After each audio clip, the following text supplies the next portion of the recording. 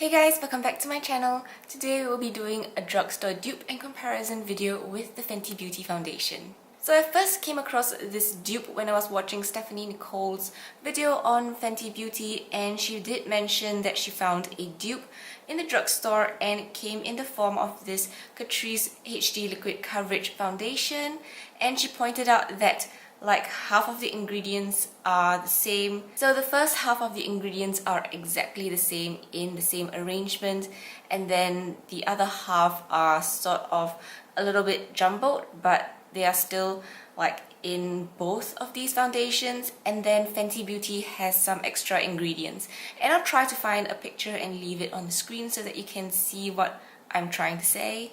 So this Catrice foundation is about $11. You should be able to find it in a drugstore. It is a European brand, so I think it is more well known over there as compared to the rest of the world. And both of these are actually made in Italy.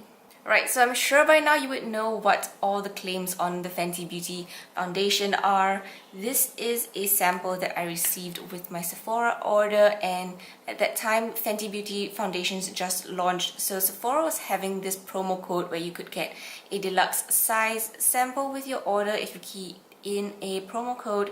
And so I have about 6 mils or 0.2 fluid ounces of products in this tiny little bottle, and I think it's made of glass. I'm not too sure, but the original one is made of glass and it has a pump just like the full-sized version. The Catrice one is in this dropper kind of packaging, and it is in a frosted glass bottle. So this one says that it will last up to 24 hours and it is mattifying with a second skin effect, and you get 30 mils or 1.01 fluid ounces of product, and the shelf life is 12 months from opening. So the description on the back of this bottle says that it is lightweight and non-oily, and it feels like second skin, and it provides long-lasting full coverage without a mask effect and creates an even complexion with high-definition finish for camera-ready skin, dermatologically tested, shake before use. Right, so I've zoomed you guys in so that you can see how my skin looks like without any makeup or anything on my face. So I've got some enlarged pores on my cheeks and just pores in general, and on my nose as well, and some spots on my cheeks, some redness, and some discoloration along my jaws and my chin. So nothing major going on, no acne problems or anything, but there are things to cover up. So for reference, I'm about NC20 in MAC and I have neutral undertones, but because I'm Asian, I'm kind of yellow but mostly neutral. And I would consider my skin type to be oily combination, like it gets oily in the T-zone areas, namely my cheeks, my nose, and sometimes my chin. But like along the sides of my face, it's rather normal and it doesn't really get oily. So yeah, that's my skin. I am not really acne prone or anything, so I mostly just have to deal with discoloration and redness, and yeah.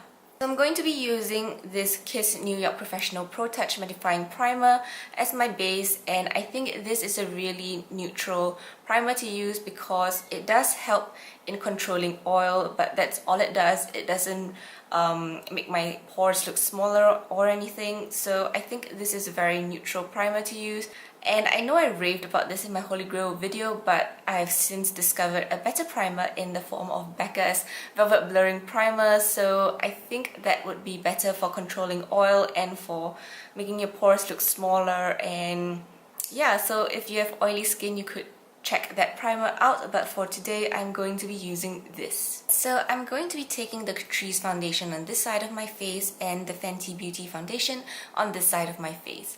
And the colors aren't exactly the same because the Fenty Beauty one, there was a limited selection that I could choose from, and the lightest shade that I could choose was 210.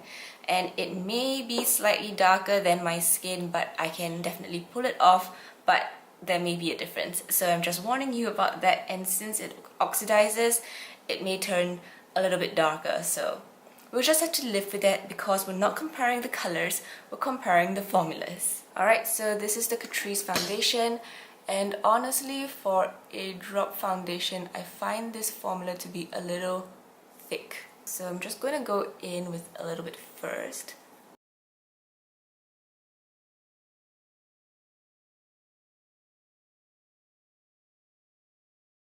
Alright, so this is the Catrice side done, and this is how it looks. And so I'm going to finish up with the Fenty Beauty side, and then we'll do like a little comparison.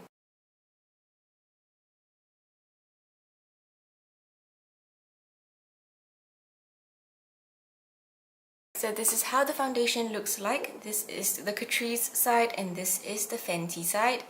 So I think they are both like medium to full coverage foundations, and they both dried down pretty fast. So you have to work quickly with them. Right, and I'm not sure if you can see, but it has helped to like cover some of my pores and made them look smaller. They're not completely gone. This is the Catrice side, and some of these pores look smaller, and some of the pores like towards my nose here are covered. The sides of my nose still have some exposed pores, which actually can be covered up if I smudge the foundation a bit. But yeah, this is the Catrice side, and I think it looks really natural and flawless right now. And then this is the Fenty side, and my enlarged pores were like over here, so they look a little bit more filled up and smaller, but they are still there, if you can tell. And then some of my smaller pores are still around, some are covered, and the sides of my nose are covered as well. No pores peeking through, but there's some dry skin there, so it's clinging on. And yeah, these spots here are still peeking through a little bit, but I think it looks very natural as well.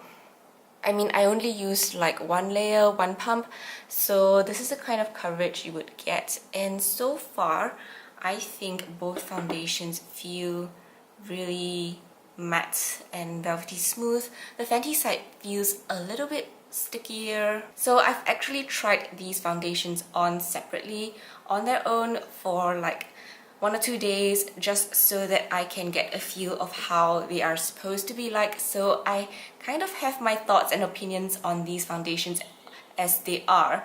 So this is just a comparison of how they perform throughout the day, but I generally know what I think about these already.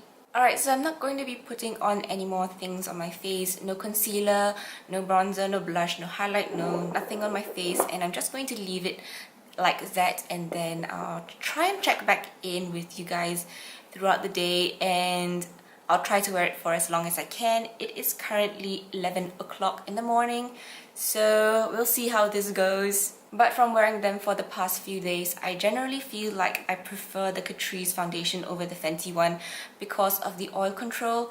I find that the Catrice one doesn't get as oily on me as the Fenty one does. Like, it controls oil better, and I do not feel so greasy throughout the day, and I also felt the need to blot less. So I didn't really have issues with any of these foundations settling in lines or creasing throughout the day.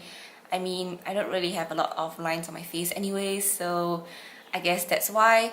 But when I blotted off, I did notice like transfer on both foundations. I think Fenty transferred more, but by the end of the day, both foundations were still like on my face, and I had worn them for about 8 hours, so I think that's a decent amount of wear. And when I removed it, like, my cotton pad was full of foundation, so it clearly showed that the foundation wore and lasted throughout the day. So we'll see how this goes in comparison, because I've never worn them side by side before.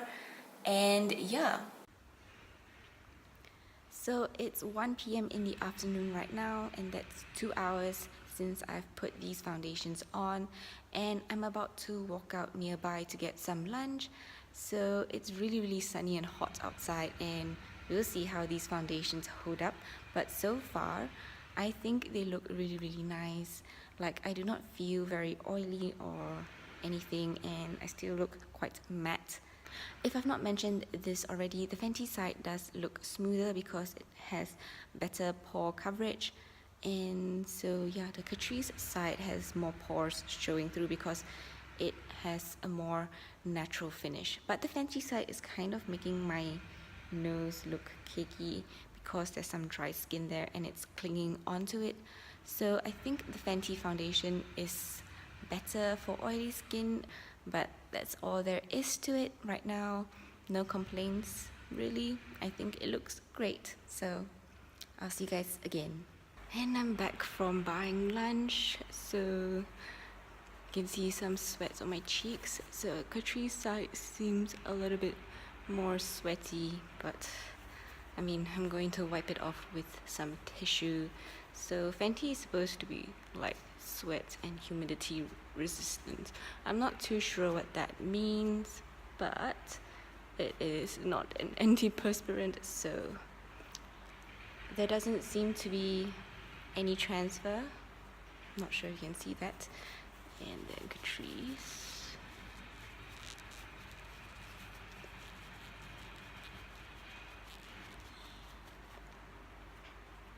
Also, not much transfer. I don't think there's any transfer at all. So, yeah. Back to looking matte. So, it is currently like 10 past 4. It's inverted. And I'm getting a bit of shine on my cheeks. So, this is the Fenty side and Catrice side. So, they're both like shiny, and my nose is shiny as well. So I'm going to blot it away with a piece of tissue, but from like just touching the rest of my cheeks, I think the Fenty side is still a little bit sticky, while this Catrice side feels much smoother and more matte. But I'm going to get rid of the shine right now. There is a bit of transfer, but nothing much. There's like only a streak or two on my tissue for the Fenty side. And the Catrice side didn't really transfer. Like, it's really unnoticeable. And now we are back to being matte again. So it's almost 11 p.m. at night, and so these foundations would have been on my face for almost 12 hours now, and I think it is holding up pretty well. Like, I don't feel extremely oily, and I don't look very shiny as well. I mean, I've been blotting about 2 or 3 times since my last check-in. I think in the mirror everything looks quite fine, but on camera you can pick up some redness like around my nose, but in person it actually looks really good. Yeah, so I think these foundations on the whole are pretty nice. They are very long lasting and they have good oil control. The Fenty side feels just a little bit stickier than the Catrice side, and it has been feeling that way since application. So I mean, if you get oily easily, or if like I was sweating a lot during the day, I don't think that would be a very nice feeling. So I do enjoy the pore blurring effects that the Fenty one had, but I think I still prefer the Catrice foundation overall. So I'm going to be removing the foundation, and you can see how much comes off on my cotton pad, and you can see what my skin looks like if you forgot. So that's the Fenty side. Doesn't seem to like have a lot remaining, which means some of it must have disappeared somehow, because I did not blot any of it away. Yep. And now removing the Catrice side. So that's all I have for you guys in this video. I hope you found this video useful, and if you have any feedback on how I should do my foundation reviews, do let me know in the comments below, and I'll see you guys soon in my next video. Bye bye!